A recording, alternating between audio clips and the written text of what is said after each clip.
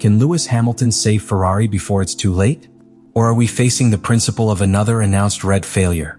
In the paddock of the Circuit of Catalonia, after a day marked by frustration and tense gestures in the red garage, Lewis Hamilton launched a warning that goes far beyond a simple phrase of veteran pilot. When he pronounced the words, "Before it is too soon," it was not an impulsive complaint or an emotional relief product of the heat of the moment. It was a surgically precise statement, designed to exert pressure on the Ferrari structure from its base to the dome.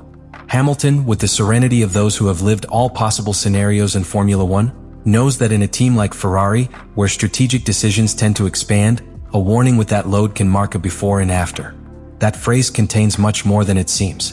It is an alarm against complacency, an evening criticism of the lack of reaction that has characterized Ferrari in recent years, and above all, an urgent call for Maranello to redirect his efforts towards the 2026 season. He is not asking for miracles by 2025, but proposing an intelligent resignation. Because what Hamilton understands, and few within the team seem yet, is that this season is technically lost. Not due to lack of talent, but by a defective root car and an internal structure that still does not respond with the forcefulness that the modern F1 demands. In the current context, that request has a specific gigantic weight. It is not common for a pilot of his level, just in his first season with a team, put on the table a technical ultimatum so direct. And even less in Ferrari, where historical tensions between pilots and directive have cost titles, races and entire sports races. What Hamilton is doing is transferring his experience of winning years in Mercedes and his understanding of the strategic timing that defines the champions. Instead of continuing to push a car that has failed from the design, he proposes to get ahead of the future. The situation in the points table is the perfect reflection of this urgency. Hamilton, with 71 units, sees how his partner Charles Leclerc exceeds him for 23 points.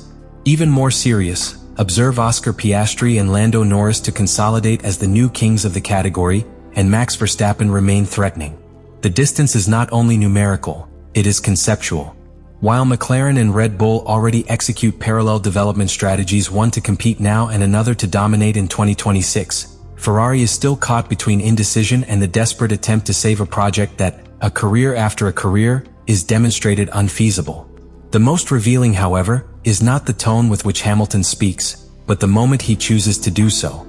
Just after the race in Spain, a layout where historically Ferrari cars used to show their best technical version, the British decides to break the mold. This act does not only seek to change the equipment approach, it is also a way of redefining internal leadership. In a team where Leclerc has been consolidating its influence for years, Hamilton seeks to balance that balance not only with track results, but with strategic vision. His warning is, in fact, a control outlet, a silent but forceful movement of those who transform seasons or destroy them. Lewis Hamilton does not need to raise his voice to make clear a diagnosis. His experience of more than 15 years in Formula One allows him to identify, almost instinctively, when a car has potential and when he is convicted from the base. The SF25 belongs, without a doubt, the second group.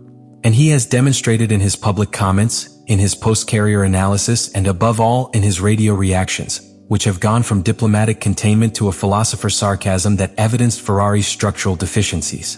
The SF25, the car that should represent the final jump towards the title, has turned out to be an unstable work. Its design incorporates a pull rod front suspension, an architecture that, on paper, should improve the aerodynamics of the car by lowering the center of gravity and allowing greater efficiency in airflow management under the chassis. However, this technical decision has brought with it a problem that has conditioned the entire season: an extremely reduced operational window. The car works only under very specific conditions, and any minimum deviation in the track temperature, tire pressure, or aerodynamic balance transforms it into an unstable vehicle, difficult to control and with immediate tensile loss. Hamilton has tried to adapt to these conditions. He has changed his driving style, has adopted more similar route methods to those of Charles Leclerc, who already knows the bowels of the car for a longer time. He has even renounced some of his classical strengths, such as late braking and soft transition in the curve, to try to maximize the minimum speed in long turns. But when a car is poorly conceived from engineering, nor can the best pilot compensate indefinitely. And that has become evident career after career. Telemetry data confirms what Hamilton had already sensed in the first classification batch in Australia. The car does not have a stable base. It presents erratic behaviors in high-speed curves, and loses adherence in an unpredictable way in urban paths or with pronounced potholes. The direct consequence is a constant readjustment of the balance, which forces the team to modify the configuration in each session, without guaranteeing substantial improvements. To this is added a more serious problem: the lack of efficient communication between the pilot and the box's wall. Strategic decisions are late. The responses to the rhythm changes are hesitant. The decision-making system within the garage seems to always be one step behind the development of the events on the track. Martin Brundle expressed it with surgical precision.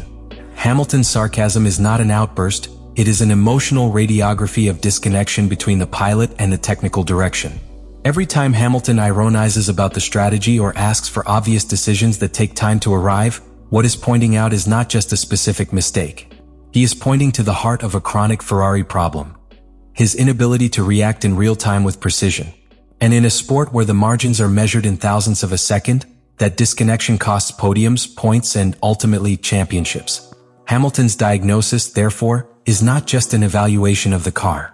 It is a warning about the structure of the team, about its internal culture and its way of understanding the competition in the 21st century.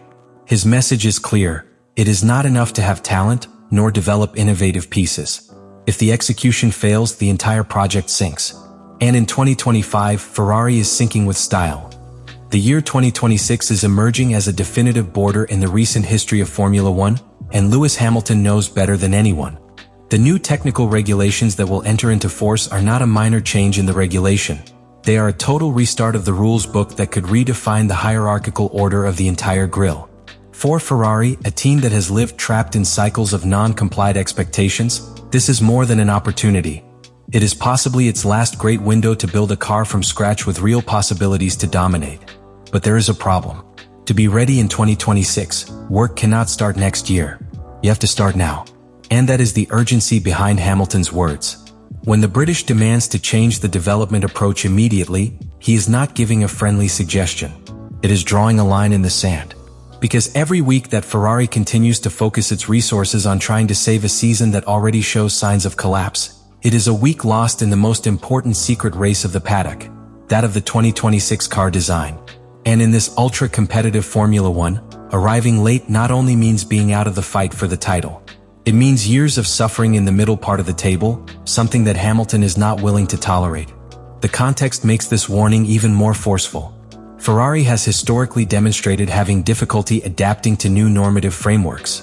We saw it with the change of hybrid engines in 2014, when they were widely surpassed by Mercedes, and more recently in 2022, when despite starting with technical advantage, they did not know how to keep it during the championship.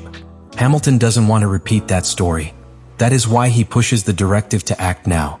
Because if something has learned after passing through Mercedes, it is that the champions' teams do not wait for the alarm light to start moving.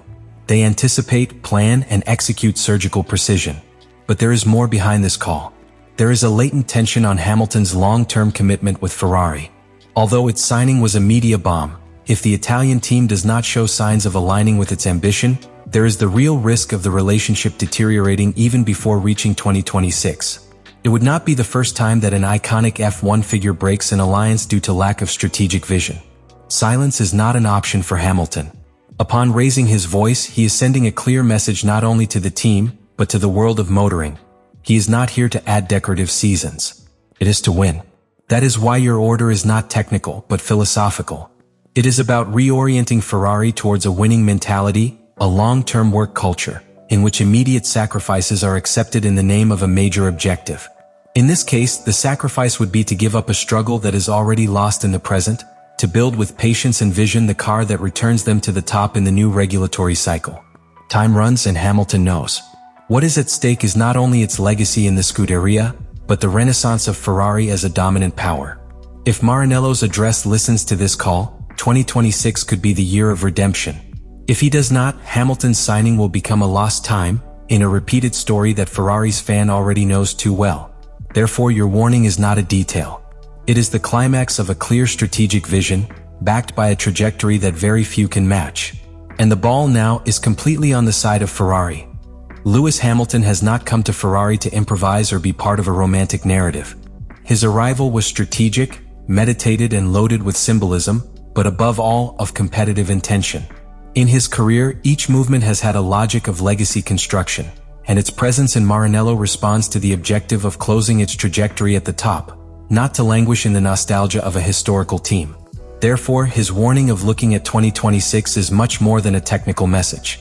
It is a call to action, reflection, and to the transformation of a structure that has lived too much time trapped between the past and indecision.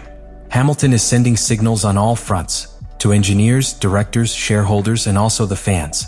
His message is transparent. If Ferrari does not change now, he will never change. This is a unique opportunity. With the new regulations of 2026 just around the corner, current distances can be completely reconfigured. But that new order is not built overnight. It is forged from now with brave decisions, although that implies giving up in the short term. And here I invite you to stop and think. If you were part of the team that runs Ferrari, what would you do with this warning? Would you continue betting in the short term in a season that already shows its limits? Or would you bet with all the risk it implies by reconstructing the 2026 car? Would you be willing to sacrifice immediacy for a real opportunity to return to the top?